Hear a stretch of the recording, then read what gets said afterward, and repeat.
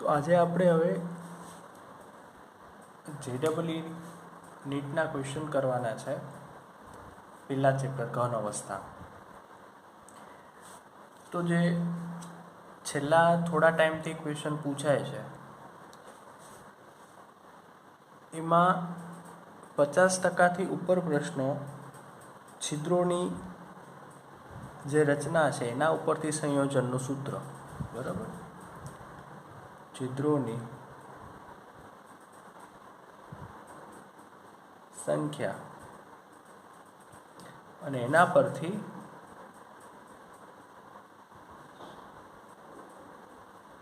સંયોજનનું સૂત્ર મેળવો.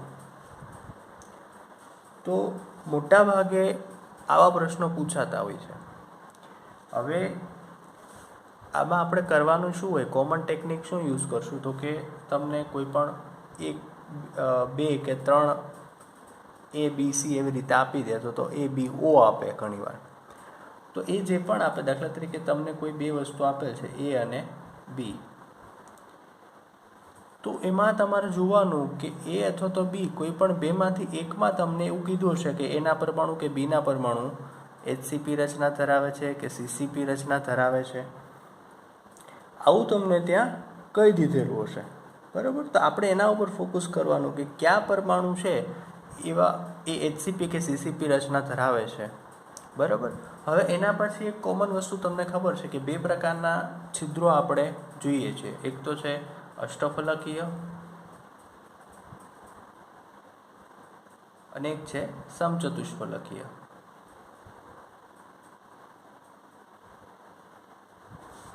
આને કહીએ છીએ આપણે ઓક્ટાહેડ્રલ વોઇડ અને આને કહીએ છીએ ટેટ્રાહેડ્રલ વોઇડ. વોઇડ એટલે છિદ્ર. તો જેટલા પરમાણુની સંખ્યા હોય અહીંયા એની સંખ્યા જેટલા જ તમને ઓક્ટાહેડ્રલ વોઇડ એટલે કે અષ્ટફલકીય છિદ્ર મળે, અને સમચતુષ્ફલકીય છિદ્રો પરમાણુની સંખ્યા કરતાં 2 ગણા હોય એટલે 2n જેટલા હોય. તો દાખલા તરીકે તમને એવું ધારો કે HCP રચના ધરાવે છે એ 10 પરમાણુઓ છે, તો એ અષ્ટફલકીય છિદ્રો કેટલા બનાવતા હોય? 10.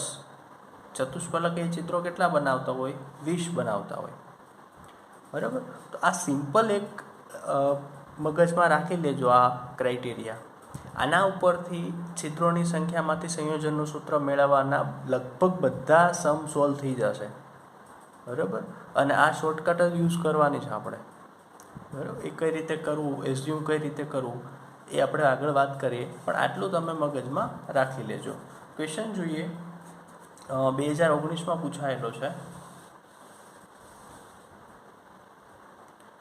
નીટ 2019માં પૂછાયેલો છે.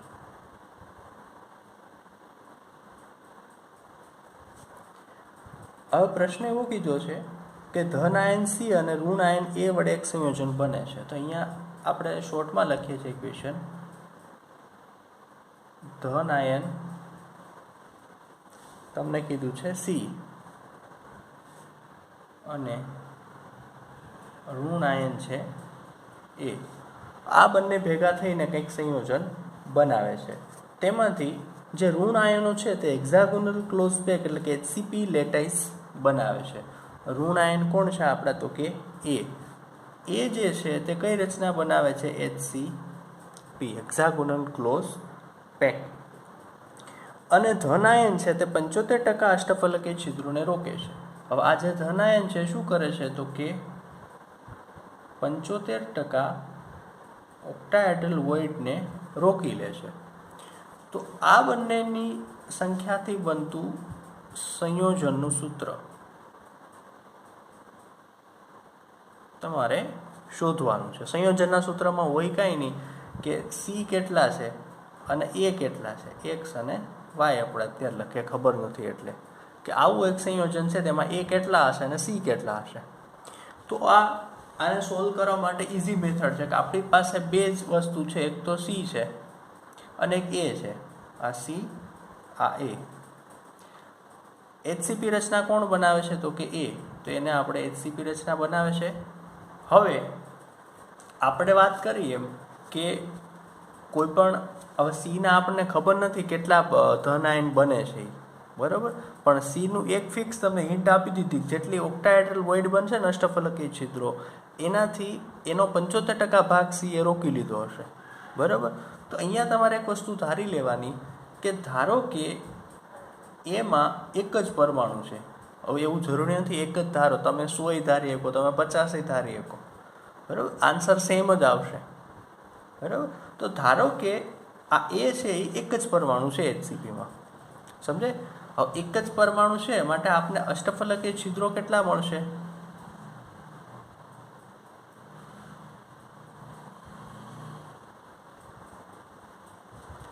પરમાણુ એક જ છે તો અષ્ટફલકીય છિદ્રો પરમાણુની સંખ્યા જેટલા જ હોય, તો અષ્ટફલકીય છિદ્રો કેટલા થયા? 1. તો હવે આ ચલો એનું તો આપણે મળી જ ગયું અહીંયાથી ને અહીંયાથી કે એ એક જ પરમાણુ છે. હવે આપણે ગોતવાનું છે સી. તો સીની હિન્ટ શું આપી છે તમને? તો કે જેટલા અષ્ટફલકીય છિદ્રો બને એનો 75% ભાગ છે એ સી રોકી લેશે. તો સી શું આપ્યું છે તમને? 75%ને આપણે ફેરવીએ તો 75/100 અને એને ગુણ્યા 1, કારણ કે અષ્ટફલકીય છિદ્રો કેટલા બને છે? 1. હવે તમને આ રેશિયો મળી ગયો. બરાબર. હવે ફક્ત તમારે આને સોલ્વ જ કરવાનું છે. કઈ રીતે કરશો? તો કે અહીંયા તો સી કેટલા છે? તો કે 75/100. એ કેટલા છે? 1 છે. બરાબર. હવે બંનેને તમે 100 વડે ગુણી નાખો તો જવાબ શું આવશે? અહીંયા આ 75 થઈ જશે ખાલી અને આ 100 થઈ જશે. અહીંયા બંને બાજુ 100 વડે ગુણતા જો આપણે આ સિમ્પ્લિફાય જ કરીએ છીએ ખાલી. બરાબર. તો હવે તમે જુઓ તો અહીંયા સિમ્પલ થઈ ગયું કે અહીંયા તમે આ બંનેને ઉડાડવાની ટ્રાય કરો તો શું આવશે? તો કે 25 તેરી 75. તો 25 તેરી 75 અને 25 ચોક 100. તો 3:4 રેશિયો આવ્યો. 3 કોના છે? સીના. તો C3. 4 કોના છે? તો કે એના. તો કે A4. આ આવી ગયો આન્સર. આટલું ઇઝી છે આ. બરાબર. હવે તમે બીજી રીત તમે જે રેફરન્સ બુકમાં કે એમાં જોશો ને તો એમાં શું હશે? તો કે HCPમાં પછી 6 લીધેલા હોય કે એના 6 પરમાણુ હોય અને પછી એમાંથી અષ્ટફલકીય છિદ્રો ફેરવો તમે સંખ્યામાં. તો એ બધું સાચી છે, મેથડ ખોટી નથી, પરંતુ એમાં શું વાર લાગે અને ભૂલ પડવાના ચાન્સ બહુ બધા વધારે રહે. અને આ રીતે તમે ચાલશો ને તો ઇઝી મેથડ કે દરેક દાખલામાં એક તો એપ્લાય થશે, પછી HCP હોય કે CCP હોય. હવે પહેલાંમાં તમારે બેમાં મેથડ ફેરવવી પડે. આ બધામાં લાગુ પડશે તમને આ, અને ઇઝી આન્સર આવી જાય કે તમને જે પરમાણુ છે એની HCP CCP રચના આપી હોય એનો એક પરમાણુ ધારી લેવાનો. હવે જો ક્વેશ્ચનમાં તમને અષ્ટફલકીય છિદ્રો કીધા હોય તો પરમાણુ 1 હોય તો અષ્ટફલકીય છિદ્ર 1 બને. સમચતુષ્ફલકીય છિદ્ર કીધા હોય તો પરમાણુ 1 હોય તો સમચતુષ્ફલકીય છિદ્ર 2 બને. એની તમને બીજા પરમાણુની એકાદી હિન્ટ આવી આપી જશે કે સમચતુષ્ફલકીયનો આટલા ટકા ભાગ રોકે કે આટલામાં ભાગનું છે તે. બરાબર. તો એ વસ્તુ તમને આપેલું, તમારે પછી સિમ્પ્લિફાય જ કરવાનું છે ખાલી. તો આ રીતે તમે આન્સર તેનો લખી શકો. આ એક જોઈ લો, પછી આગળ દાખલો જોઈએ બીજો.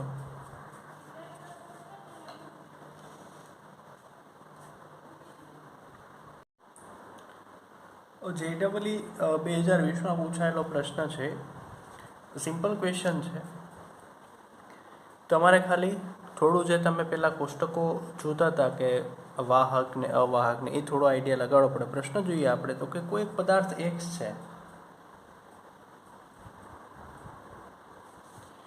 આ જે પદાર્થ X છે એની તમને થોડી લાક્ષણિકતા આપેલી છે ત્યાં કે એ કેવો છે? તો કે નીચા તાપમાને પીગલન. નીચા તાપમાને પીગલન છે, એટલે તે બહુ ઓછા તાપમાને પીગળી જાય છે. પ્રવાહી અને ઘન અવસ્થા બંનેમાં વિદ્યુતનું અવાહક છે. પ્રવાહી અને ઘન બંને અવસ્થામાં વિદ્યુતનું અવાહક છે. તો આ પદાર્થ X શું હશે? તમને ઓપ્શન એવા આપેલા. પહેલો છે ઝિંક સલ્ફાઇડ,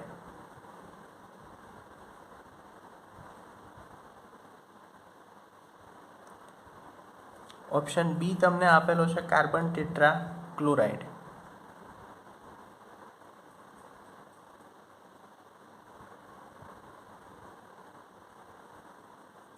ઓપ્શન સી તમને આપેલો છે મર્ક્યુરી,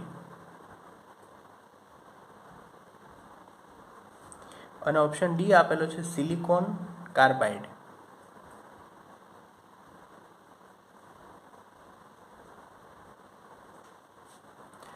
હવે આનો આન્સર મેળવવા માટે તમારે સિમ્પલ ઘનના જે જુદા જુદા પ્રકાર હતા, 4 પ્રકાર જોતા હતા આપણા, આણ્વીય, આયનીય, ધાત્વીય અને સહસંયોજક. તો એના જે ઉદાહરણ હતા એના ઉપર સિમ્પલી તમે જુઓ તો ખબર પડી જાય તમને. તો પેલું છે ઝિંક સલ્ફાઇડ, બરાબર. તો એવા ઝિંક સલ્ફાઇડ છે તે આયનીય ઘનનું ઉદાહરણ છે, બરાબર. ઝિંક સલ્ફાઇડ શેનું ઉદાહરણ છે? આયનીય ઘન. અને આયનીય ઘન છે તેમાં જોતા જ આપણે કે ઘન અવસ્થામાં અવાહક પરંતુ પીગલિત અવસ્થામાં અને જલીય દ્રાવણમાં તે વાહક હોય. તો આ પ્રવાહીમાં અને ઘન બંનેમાં અવાહક છે, એનો મતલબ કે ઝિંક સલ્ફાઇડ તો નહીં આવે, બરાબર. પછી છે કાર્બન ટેટ્રાક્લોરાઇડ. તો કાર્બન ટેટ્રાક્લોરાઇડ કોનું ઉદાહરણ છે? તો કે અધ્રુવીય આણ્વીય ઘન. આ શેનું ઉદાહરણ છે? અધ્રુવીય આણ્વીય ઘન.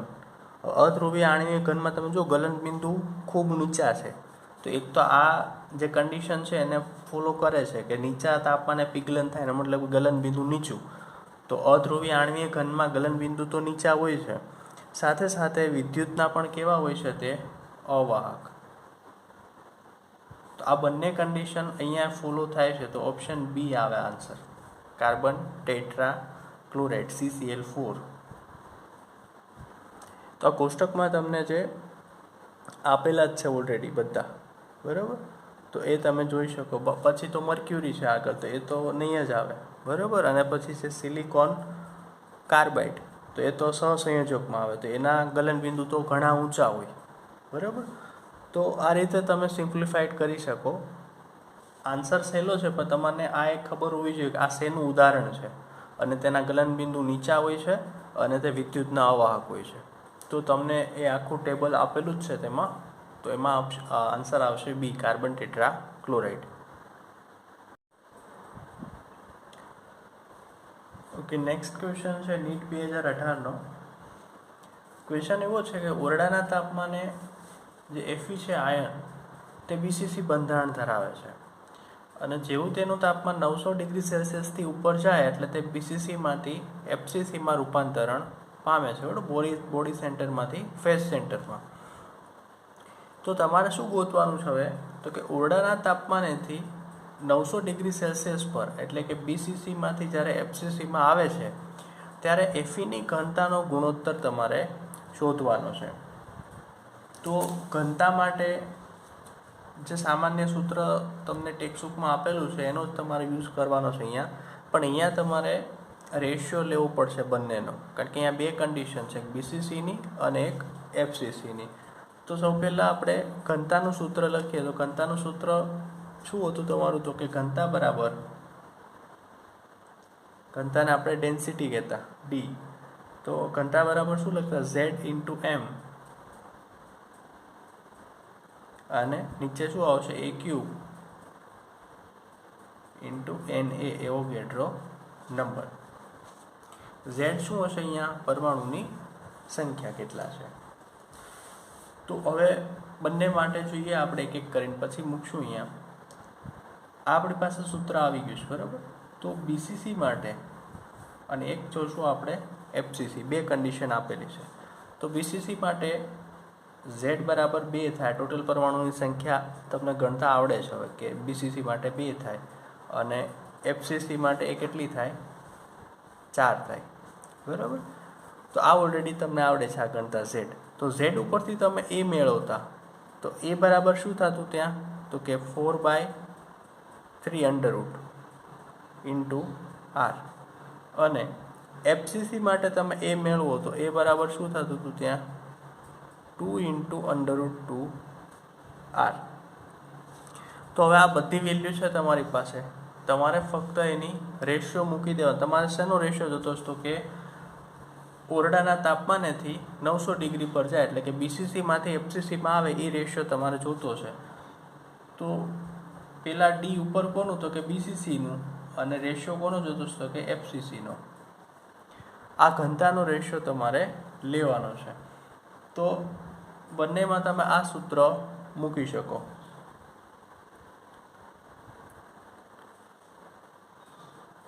તો ઝેડ ઉપર માટે લખીએ, થોડું મોટું સૂત્ર થશે.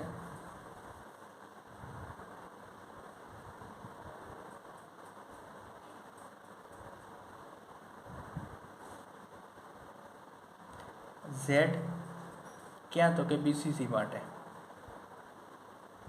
ઇન્ટુ એમ અપોન એ ક્યુબ, પણ કોના માટે? બીસીસી માટે, ઇન્ટુ એવોગેડ્રો નંબર. એના છેદમાં ઝેડ એફસીસી માટે મોલેક્યુલર વેઇટ અપોન એ ક્યુબ, પણ હવે કોનો? આ એફસીસી માટે, અને એવોગેડ્રો નંબર. તો અહીંયા બધી કિંમત તમને આપેલી છે. હવે એક વસ્તુ અહીંયા કહી દીધી છે કે મોલર દળ અને ત્રિજ્યા કેવું છે? અચળ. એટલે આ એમ અને જે આર આવે છે, આ આર કેવા છે? અચળ છે. એ બેનને લખવાની આપણે જરૂર છે નહીં. તો અહીંયા તમે આનું સિમ્પ્લિફાય કરો તો અહીંયા એમ તો નીકળી જશે, બરાબર. આરની કિંમત નહીં આવે. એવોગેડ્રો નંબર 2 ઉપર નીચે છે, તો એવોગેડ્રો નંબર પણ નહીં આવે. તો વચ્ચે શું ખાલી? તો કે તો ઝેડ, તો બીસીસી માટે ઝેડ કેટલો હતો? 2 એના છેદમાં એ ક્યુબ. હવે એ એટલે શું છે? અહીંયા 4/√3, બરાબર. તો એનો ક્યુબ 4/√3 એનો ક્યુબ. આર તો આવશે નહીં, કારણ કે એ તો કેવો છે? અચળ છે. અને આના આખાના છેદમાં અહીંયા ઝેડ બરાબર કેટલું હતું? 4, અને ત્યાં એ કેટલો છે? તો કે 2 × √2 એનો ક્યુબ. આર અહીંયા અગેન નહીં આવે, કારણ કે કેવું છે? અચળ છે. તો આનું તમે જ્યારે સાદુરૂપ આપશો આ રીતનું, બરાબર, આને તમે જ્યારે સિમ્પ્લિફાય કરશો ત્યારે આન્સર જે તમારો આવશે એ આવશે 3 × √3 અપોન 4 × √2, બરાબર. તો આ આવી જશે તમારો આન્સર, કે એનો ઘનતાનો ગુણોત્તર આટલો થશે. તો સિમ્પલ ખાલી જે તમને ઘનતાનું સૂત્ર આપેલ છે એના ઉપરથી જ છે આખું, પણ ક્વેશ્ચન સમજવો પડે કે આ રેશિયો કોનો લેવાનો છે, બરાબર. અહીંયા તમને હવે એફસીસી શબ્દ નથી વાપરો, બરાબર. ટ્વિસ્ટ કરવા શું કર્યું કે આટલું કહી દીધું કે આયન છે એ ઓરડાના તાપમાને બીસીસી બંધારણ ધરાવે, અને જ્યારે 900 ડિગ્રી અપ જાય ત્યારે એફસીસીમાં રૂપાંતરણ પામે. હવે જ્યારે ઘનતાનો ગુણોત્તર પૂછ્યો ત્યારે શું કીધું તમને? તો કે ઓરડાના તાપમાનેથી 900 ડિગ્રી પર, એટલે ઓરડાના તાપમાને બીસીસીમાં હતું અને 900 ડિગ્રી ઉપર એફસીસીમાં હતું. તો ત્યાંથી તમને ક્વેશ્ચન સમજાવવો જોઈએ કે અહીંયા પૂછ્યો છે આપણે ઘનતાનો ગુણોત્તર કોનો? તો કે બીસીસીથી એફસીસીમાં આવે ત્યારે કેટલો થાય છે. તો બીસીસી અને એફસીસી માટે ઝેડ ખબર હોવી જોઈએ, અને એમાંથી એમાં રૂપાંતરણ કઈ રીતે થાય, બરાબર. આ તમને ઓલરેડી આગળ થિયરીમાં આવી જ ગયું છે. તો પછી તો સિમ્પલ તમારે વેલ્યુઝ પુટ કરવાની છે, અને એમાંય તમને મોલર દળ અને ત્રિજ્યા તો અચળ આપી દીધા, તો એની ક્યાંય ગણતરી કરવાની આપશે નહીં. તો આ રીતે તમે સિમ્પ્લિફાઈડ કરી અને આન્સર લાવી શકો.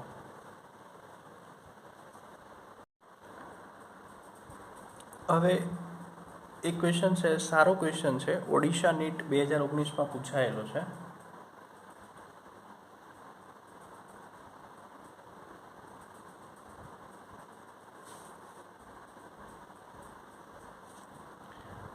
ઓડિશા નીટ 2019માં પૂછાયેલો ક્વેશ્ચન છે.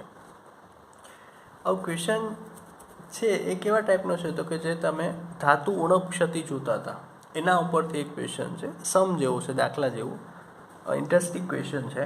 શું કીધું? તો કે એક નિકલ ઓક્સાઇડની વાત કરેલી છે અહીંયા તમને. નિકલ ઓક્સાઇડ,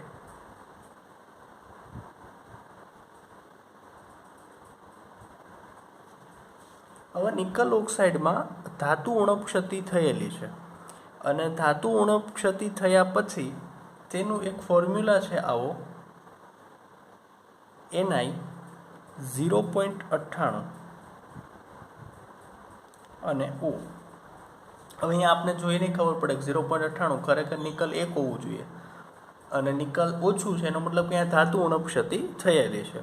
તો આવો એક ફોર્મ્યુલા તમને આપેલો છે કે આવો એક નિકલ ઓક્સાઇડનો સ્ટ્રક્ચર ક્રિસ્ટલ બનેલો છે. હવે આ ક્રિસ્ટલમાં મુખ્ય આયન કેટલા છે? તો કે Ni જે છે એ 2 વસ્તુનો બનેલો છે. એમાં Ni2+A છે અને Ni3+A છે, બરાબર. આ બંને ભેગા મળી અને Ni બનેલો છે. 0.98 છે ને એમાં 2 વસ્તુ છે, Ni2+A છે અને Ni3+A છે, બરાબર. હવે તમને ક્વેશ્ચન શું પૂછ્યો છે ખાસ કે તો આમાં Ni2+ કેટલું હશે, બરાબર? Ni2+ કેટલું હશે એમાં તમને ઓપ્શન આપેલા 0.96 છે, 0.04 છે, 0.50 છે અને 0.3 છે. તો ક્વેશ્ચન સમજો ખાસ કે નિકલ ઓક્સાઇડ એમાં ધાતુ ઉણપ ક્ષતિ થયેલી છે, એટલે કે નિકલમાં થોડી ઓછું 0.98 છે અને ઓક્સિજન આખે આખો છે. પછી તમને એ માહિતી આપી દીધી કે નિકલ છે એ બે આયનોનો બનેલો છે, Ni2+ ને Ni3+. તો આ નિકલ 0.98 છે, એમાં Ni2+ નું પ્રમાણ કેટલું હશે આ મળી જાય એટલે ઓલરેડી તમને Ni3+ નું પ્રમાણ મળી જ જવાનું છે, બરાબર? તો ક્વેશ્ચન સમજાઈ ગયો આપણને. તો હવે આપણે શું કરવાનું છે તો કે ધારી લઈએ, ધારો કે Ni2+ છે એનું પ્રમાણ છે એ કેટલું છે, Ni2+ કેટલું, તો કે આપણે x, કારણ કે આપણે ધારવાનું છે, બરાબર? હવે ટોટલ કેટલું છે આ બંને ભેગા થઈ અને Ni કેટલું બને 0.98. તો Ni2+ x હોય, બરાબર? તો અહીંયાથી Ni3+ ને તમે કરતા બનાવો તો એ કેટલું થાય તો કે આ ટોટલ બેનું કેટલું 0.98, બરાબર? Ni નો મતલબ આ કેટલું છે 0.98. તો તમે આને x ધારી લીધો તો આ કેટલું થાય તો કે 0.98 - x, બરાબર? તો અહીંયા આ સમજો ખાસ, આ એક સ્ટેપ આવડી જાય ને તો પછી કંઈ નહીં કરવું પડે. તો Ni3+ કેટલું થયું તો કે 0.98 - x, બરાબર? અહીંયા તમે x ધારી લીધું તો આને તમે કરતા બનાવો તો આ x આ બાજુ જાય તો ટોટલ તો 0.98 છે, એ તો ફિક્સ જ છે. તો Ni3+ કેટલું થાય 0.98 - x. તો તમને Ni2+ ની વેલ્યુ ખબર પડી ગઈ, Ni3+ ની વેલ્યુ ખબર પડી ગઈ. હવે તમે સીધું આ કમ્પાઉન્ડમાં મૂકી દો. આપણી પાસે ફોર્મ્યુલા શું છે ઓક્સાઇડનો તો કે Ni 0.98 અને x.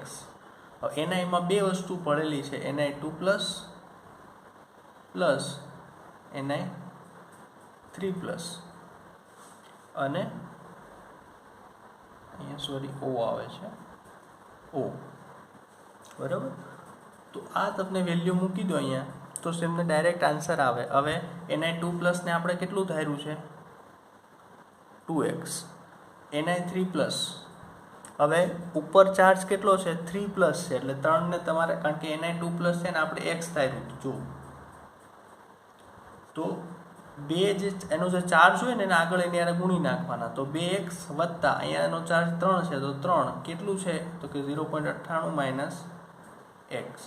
ઓક્સિજન કેટલું થાય, ઓક્સિજનનો ચાર્જ તો -2 જ છે, બરાબર? ઓલરેડી એ -2 માં જ હશે, એના બરાબર 0.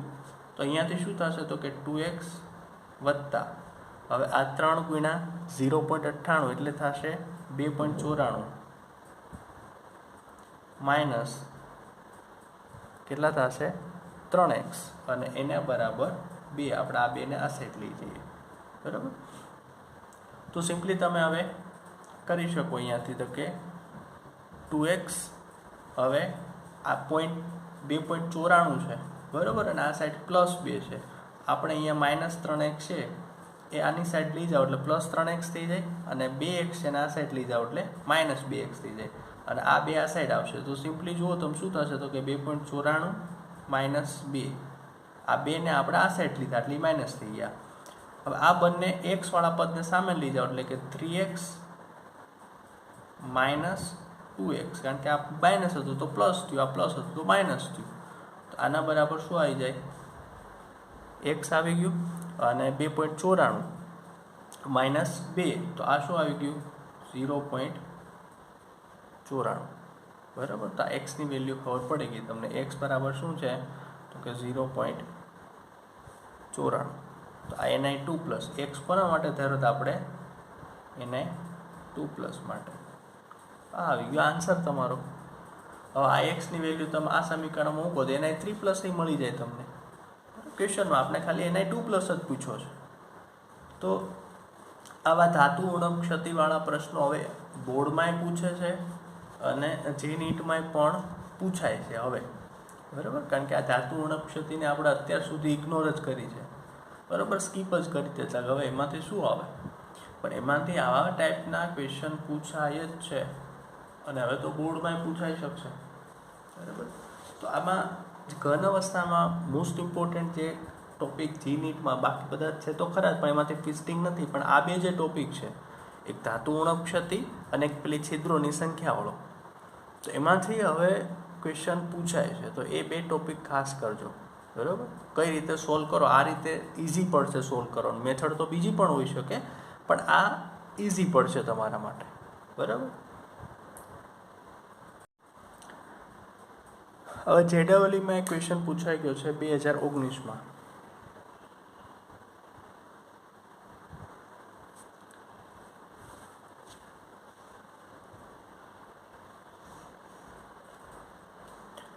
પ્રશ્ન સહેલો છે કે પ્રશ્ન શું છે, તો કે સાદો ઘન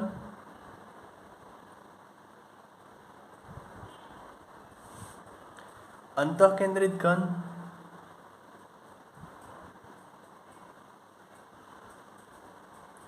અને બીજું છે ફલક કેન્દ્રિત ઘન.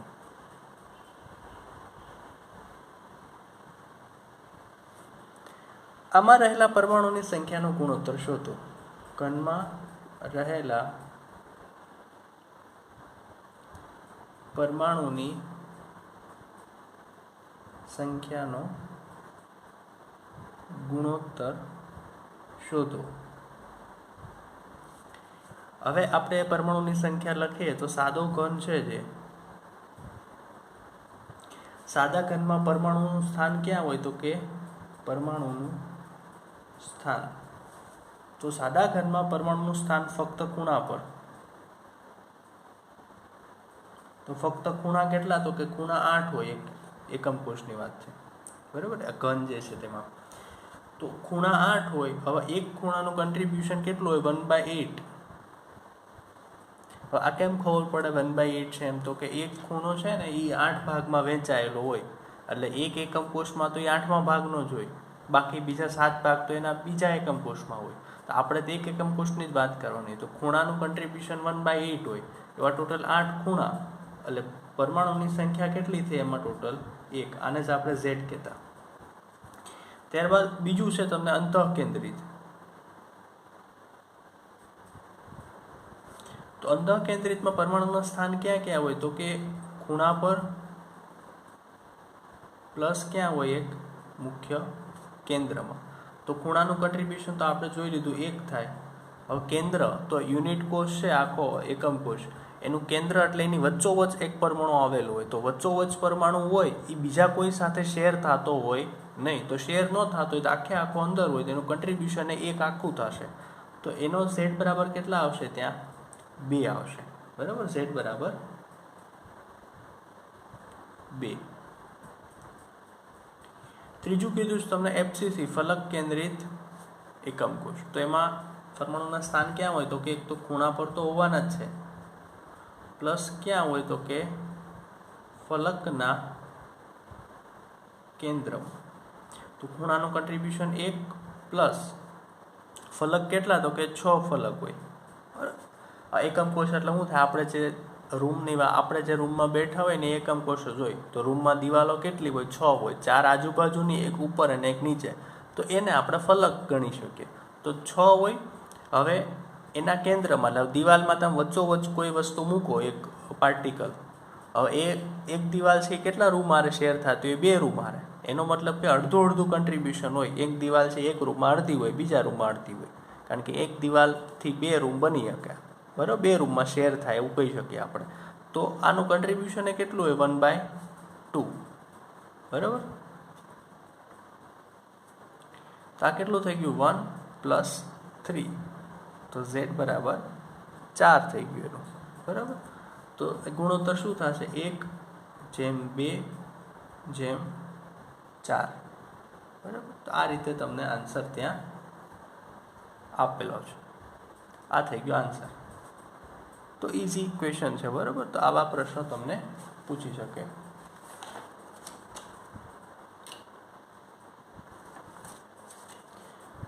ત્યારબાદ એક ક્વેશ્ચન છે, JEE 2020નો છે કે નીચેનામાંથી કયો સ્ફટિકમય ઘન શોર્ટકી અને ફ્રેન્કલ બંને ક્ષતિ દર્શાવે? શોર્ટકી અને ફ્રેન્કલ બંને ક્ષતિ દર્શાવે. તો બંને ક્ષતિ દર્શાવતો હોય એવો આપણી પાસે એક જ તમને ઓપ્શન જુઓ, તમને આપેલા એક છે ZNS, બીજું છે CSCl, ત્રીજું છે તમને આ ઓપ્શન 1, આ ઓપ્શન 2,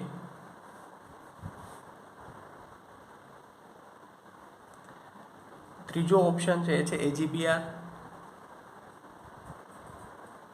અને ચોથો જે ઓપ્શન એ છે KBr. બરાબર, 2020માં પૂછાઈ ગયેલો છે. તો હવે આ આપણે પ્યોર થિયોરિટિકલ ક્વેશ્ચન છે, બરાબર, કે નીચેનામાંથી કોણ શોર્ટકી અને ફ્રેન્કલ બંને ક્ષતિ દર્શાવે? હવે બંને ક્ષતિ દર્શાવતો એવું એક જ વસ્તુ હતી AgBr. આ તમે ત્યાં જોતા હતા કે AgBr છે તે બંને પ્રકારની ક્ષતિ દર્શાવે, શોર્ટકી અને ફ્રેન્કલ. તો આન્સર ઇઝી છે AgBr. બરાબર, તો આવા ક્વેશ્ચન આવે છે. તો અત્યારે આપણે આટલું રાખીએ, બીજા હવે નેક્સ્ટ આપણે જોઈશું.